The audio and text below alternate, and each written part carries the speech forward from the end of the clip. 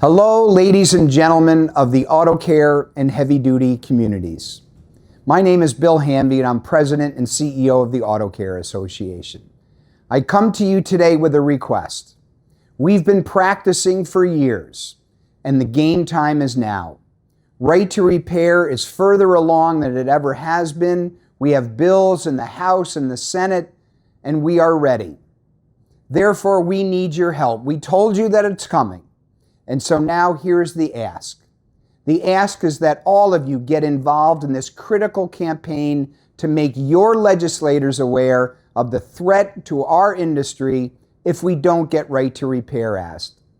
That's why we are asking you to submit letters via the QR code that you'll see shortly and anything else that you can do by sponsoring a company campaign and reaching out to your legislator directly. I can't tell you enough how important this is to elevate our industry's voice so that we can achieve our common goal of data parity. Thank you for your efforts thus far. This is it. Let's get the ball in our hands and let's put it over the goal line, everybody. Thank you so much for your anticipated support.